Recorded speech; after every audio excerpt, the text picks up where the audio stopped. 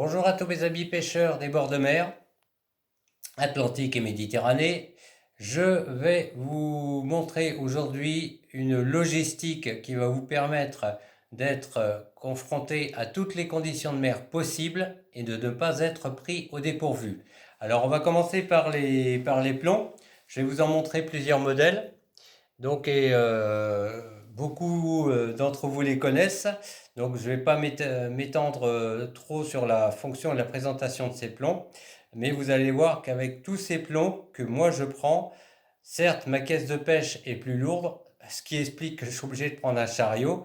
euh, et puis, pour pouvoir tout emmener. Mais une fois arrivé au bord de l'eau, au moins je ne suis pas pris au dépourvu. Donc, vous avez les plombs pyramidons, voilà, qui sont comme ceci, qui servent à pêcher sur des fonds meubles ou des fonds de vase. Donc ça permet de pouvoir ensabler le plomb et assurer un autoferrage plus efficace. Dans le même esprit, vous avez le fameux plomb à picot, plomb des carpistes, où on voit qu'il y a un petit trou ici au milieu, vous voyez, qui permet de mettre une petite boule d'amorce bien tassée qui va se déliter au fond de l'eau et attirer le poisson. Après, vous avez le fameux plomb à étoile, les plombs quadrilobes. Vous avez des petits plombs gouttes d'eau, comme ça. Voilà. Après, on va passer sur toujours des plombs style un petit peu plomb de carpe qui servent toujours sur des fonds meubles, des fonds de vase ou de ça, par exemple. Là, on va rentrer sur la gamme des plombs de distance.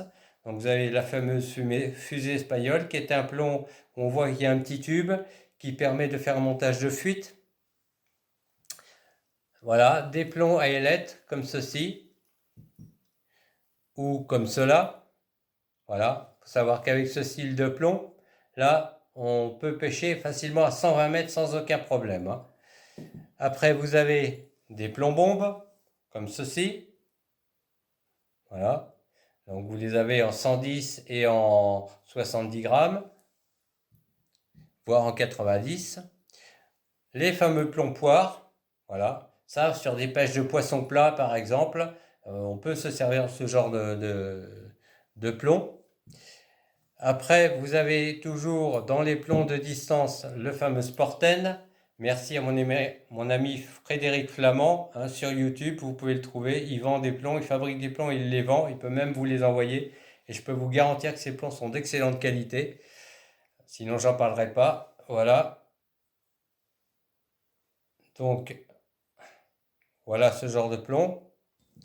Toujours dans les plombs de distance.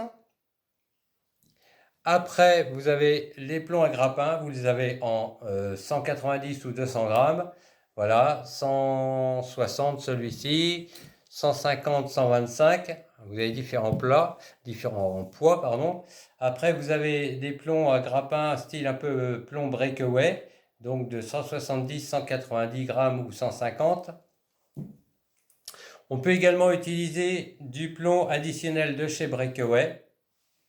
Voilà, j'en fais tous un petit peu de pub, mais c'est vrai qu'ils ont du bon matériel, hein, donc il faut quand même rendre à César ce qui lui appartient. Et ça, faut le savoir, c'est un plomb qui ne pèse absolument rien, mais qui est un plomb additionnel. C'est-à-dire que vous allez avoir votre plomb classique qui va être par exemple en bout de ligne, et au-dessus, 50 ou 60 cm dessus, vous allez avoir le plomb additionnel de chez Breakaway qui vous permettra de faire tout simplement un double ancrage si jamais les conditions de mer sont trop fortes. Voilà, et ça vous permettra de lancer la ligne de la même façon. Voilà. Après, des fois, il arrive que on prenne quelques appâts, et puis pour aller pêcher en mer, bien évidemment, ou en eau douce, peu importe. Et puis on se trouve à court d'appâts. Et on se dit, zut, je suis en bord de mer, et j'ai pas ce qu'il faut pour pêcher les appâts. Eh bien, je vais vous trouver une solution. Si vous voulez pêcher de la sèche ou du calamar, quand c'est la saison, bien entendu, vous avez ce genre de petit objet. Je vous montre comment ça se présente. Voilà. Hop, je ne sais pas si vous le voyez bien. C'est en fait un plomb que j'ai coulé dans une petite boîte en métal, dans un petit tube en métal, style tube d'aspirine ou quelque chose comme ça. Euh, voilà. Et dans lequel j'ai coulé des hameçons. Tout simplement, des petits hameçons à vieux, des petits hameçons simples, peu importe. et j'ai mis une bague en métal autour, et ça vous donne donc ceci. Alors le principe c'est quoi? Eh bien vous allez attacher votre ligne sur le petit hameçon, le fil qui sort de la canne si vous voulez, vous allez l'attacher sur ce petit anneau ici. Vous allez mettre environ une longueur, vous voyez, vous prenez à peu près entre votre pouce et votre régulière, la longueur que ça fait. Donc moi j'ai à peu près 22 cm. Hein.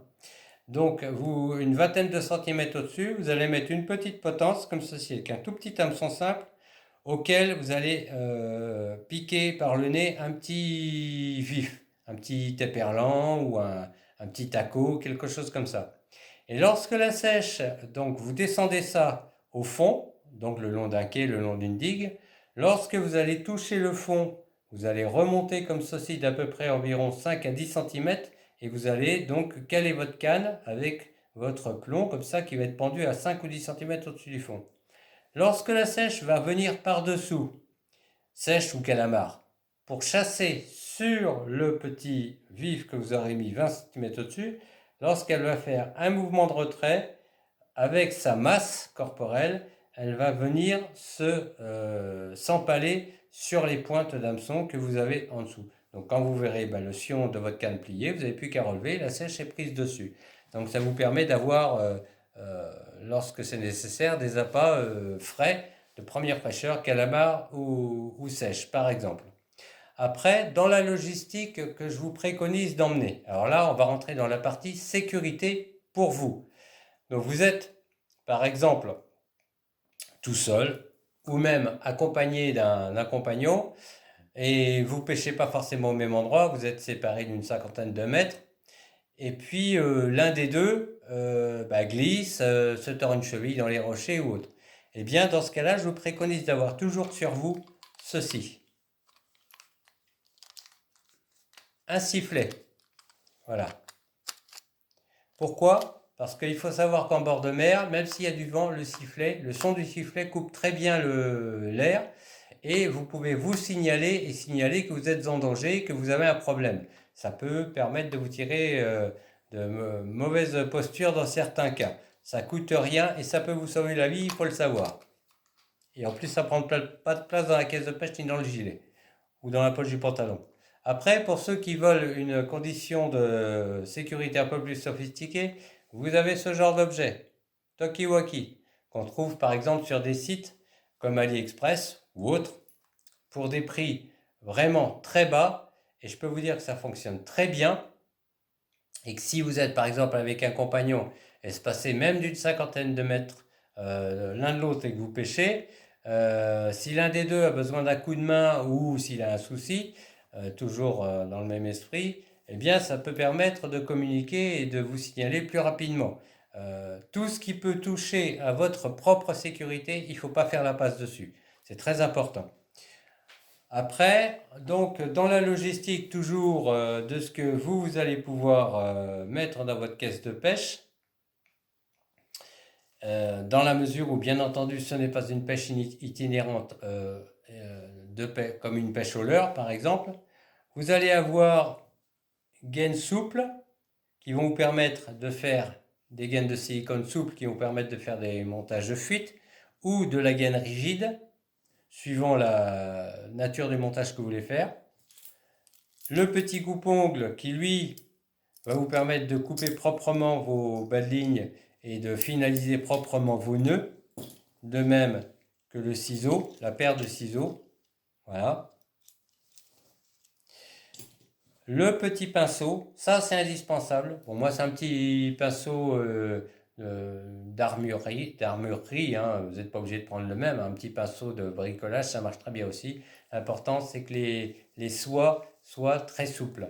Pourquoi c'est utile ça? Parce que lorsque vous allez pêcher en bord de mer, très souvent vous pouvez vous retrouver avec des petits grains de sable, des choses comme ça dans votre moulinet, et ça vous permet très rapidement de les évacuer et d'éviter que votre moulinet ne s'abîme. Toujours au niveau de la sécurité, ça, une petite boussole, c'est très indispensable parce que notamment lorsque l'on pêche en bord de mer, en plage par exemple, certains l'ont peut-être déjà vous constaté, vous arrivez, il fait un temps magnifique, il fait beau et comme chacun le sait, en bord de mer, le temps change très vite Vous pouvez vous retrouver subitement avec une brume à couper au couteau. Vous ne savez plus de quel côté est la mer, vous ne savez plus de quel côté est la berge. Vous êtes pas très rassuré, vous avez envie de rentrer. Vous savez que la berge est au nord ou est au sud, par exemple, mais où est le nord, où est le sud? Je vois rien. Avec votre boussole, vous allez pouvoir vous y retrouver. Ça sera plus facile et ça vous évitera d'avoir des soucis. La pince, donc une pince, il vous en faut une. Ça va vous permettre par exemple de décrocher des poissons dentés comme la dorade par exemple, ou le congre pour éviter de vous faire mordre. Alors après, si vous recherchez vraiment les poissons trophées, ben, comme je vous en avais déjà parlé sur une de mes précédentes vidéos, vous pouvez utiliser ce genre d'objet qu'on trouve très facilement chez les marchands de pêche, voilà, qui fonctionne comme ceci et qui va vous permettre donc de prendre les hameçons dans la gueule du poisson avec un empattement de 22 cm à peu près, sans risquer de vous faire mordre les doigts. Et là, vous pouvez décrocher l'hameçon même si le poisson a gamé profondément. Ensuite, le mètre, donc un petit mètre à ruban. Donc moi je le prends en plastique, mètre de couturier. Pourquoi? Parce que ça ne rouille pas. Si vous prenez un mètre à ruban de bricolage, généralement le sel il aime pas trop et au bout d'un moment la lame en métal du mètre finit par rouiller. Donc c'est un peu embêtant. Avec ça vous n'aurez pas ce genre de souci. Et puis pour le rouler, ben, vous prenez un petit morceau de chambre à air, vous mettez un petit tube de chambre à air autour par-dessus, ça le tient et ça reste proprement plié dans votre caisse de pêche. La seringue, ça, je sais que ça va déjà en amuser beaucoup. Et vous dites, qu'est-ce qu'il fait avec une seringue? Eh bien, avec une seringue, il faut savoir que vous allez pouvoir prendre des poissons quand les autres n'en prendront pas. Et oui, tout simplement parce que si vous avez des appâts, enfin des attractants plus exactement, comme de l'huile de sardine, de pêche, je précise, et non pas de l'huile de sardine que nous consommons, c'est de l'huile de sardine de pêche, la marque c'est la Sirène X21. Eh bien, vous allez pouvoir injecter dans vos appâts, grâce à l'aiguille, donc grâce à la seringue, de l'huile de sardine. Et lorsque vos appâts vont être à fond, cette huile de sardine va se diffuser et attirer beaucoup plus rapidement les poissons potentiellement consommateurs de sardines et d'autres appâts carnés sur vos appâts. Ça sera beaucoup plus efficace. C'est pas la panacée, ça marche pas à 100% des cas, mais c'est très souvent de grande utilité. Essayez, vous serez très surpris. Vous pouvez faire ça dans les verres, dans des appâts vivants comme dans des appâts entiers comme les poissons par exemple, dans vos lamelles de calamar, dans vos lamelles de seiche, dans vos coquillages, tous les appâts que vous allez mettre au bout de vos hameçons, vous pouvez injecter de l'huile de sardine ou un autre attractant si vous en connaissez un autre en liquide.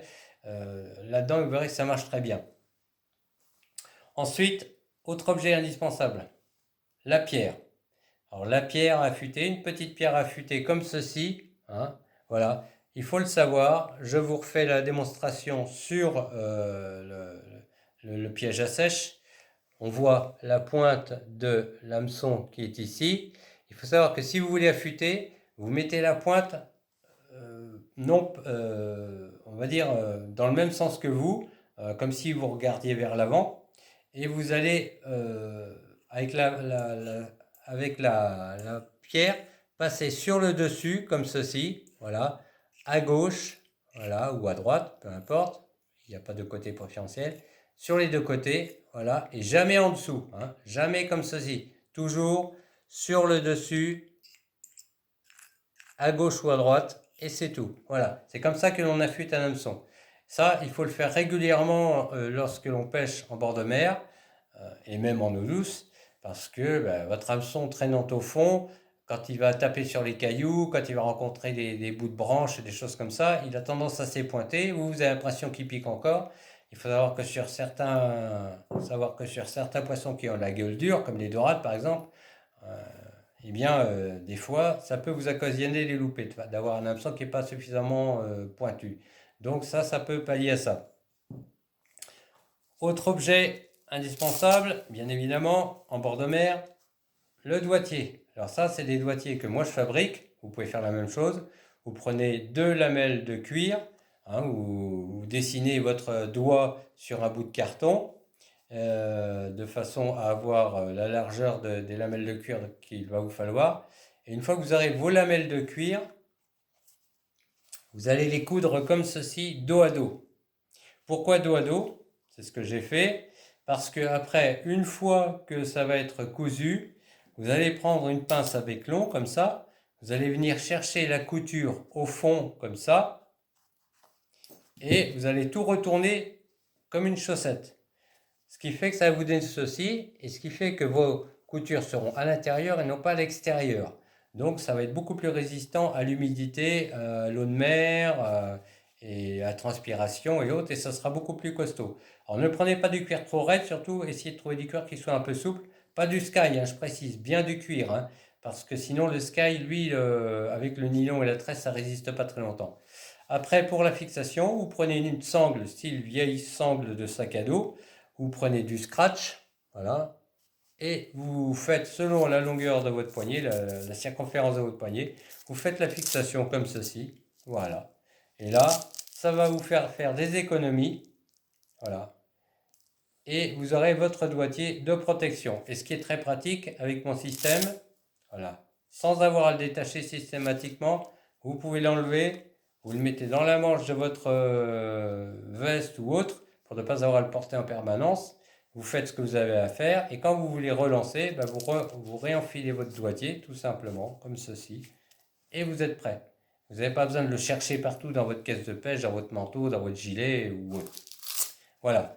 Donc ensuite, autre objet essentiel en bord de mer, les lunettes polarisantes, je précise.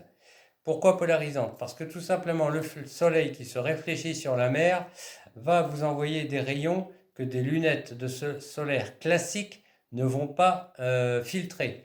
Donc vos yeux vont se fatiguer très vite au bout d'un moment. Alors que sur des lunettes polarisantes, ça filtre vraiment tout. Donc, ou quasiment tout. Donc là, c'est très important ce genre de choses. Et ça vous évitera de vous fatiguer les yeux, d'avoir mal à la tête le soir. Autre objet également indispensable, voilà, donc petite boîte comme ceci, qui va vous permettre d'avoir donc tous vos petits accessoires, hein, vos petits émerillons, vos petits sleeves, vos petites perles, tout ce dont vous pouvez avoir besoin pour faire un montage propre, ou refaire un montage, ou le modifier. Tout ça, c'est important. Après, eh bien, tout simplement, on va passer là, je vous montre rapidement. Donc, là, on passe sur, là, je ne sais pas si vous les voyez très bien, on passe sur les empiles en fluorocarbone. Maintenant, le nylon, c'est plus tellement efficace, donc on prend du fluoro. Vous avez différentes marques et différents diamètres. Fluorocarbone, des petits flotteurs et des bombettes, parce que des fois le poisson ne chasse pas toujours à fond, on est obligé d'aller chercher entre deux eaux ou en surface. Les petits plombs qui vont avec pour pouvoir lester vos flotteurs ou surlester vos bombettes éventuellement. Voilà, petits plombs comme ceci. Ou si vous faites de l'iso-fishing aussi, avoir des lignes très, très légères. Donc iso-fishing, sous-entendu, pêche à la roche. Et c'est encore différent du rock fishing, parce que le rock fishing, c'est plus une pêche, on va dire, au leurre qu'une pêche à l'appât. Ensuite, bah, vous avez différentes petites boîtes de perles.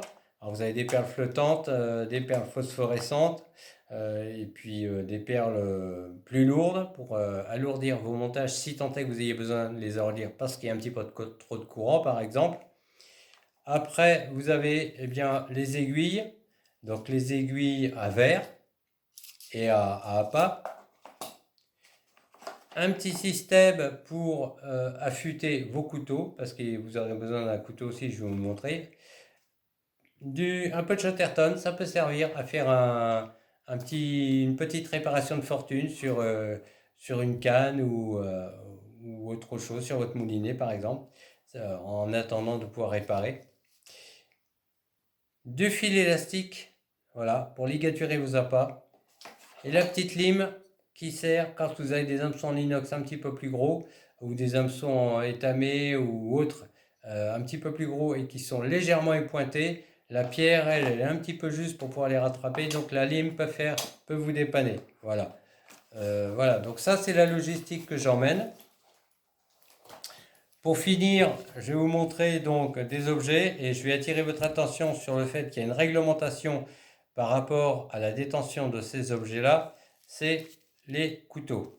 À savoir que, voilà, vous pouvez emmener dans le cadre de votre activité, je répète, dans le cadre de votre activité uniquement et exclusivement ce genre de petits objets que vous pouvez avoir dans votre caisse de pêche ou même porter sur vous au bord de l'eau. Voilà. Pour découper proprement vos appâts. Voilà. Et lorsque vous avez des poissons beaucoup plus gros comme des congres, des murènes, des courbines ou autres et que vous voulez donc les garder, les découper sur place et que vous voulez découper vos appâts également, vous pouvez également avoir ce genre d'objet. C'est là où j'attire votre attention. Ne portez absolument pas ce genre d'objet en dehors de votre activité de pêche au bord de l'eau.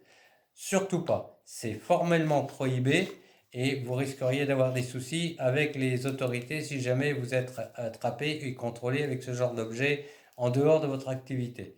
Donc ça, c'est uniquement dans le cadre de votre activité. Voilà, donc j'espère que la logistique que je vous ai montrée va pouvoir aider les pêcheurs qui débutent à s'équiper un peu et pouvoir pêcher dans les meilleures conditions possibles. Et puis, on passera sur des sujets un peu différents les fois suivantes en vous montrant différentes petites choses et en vous expliquant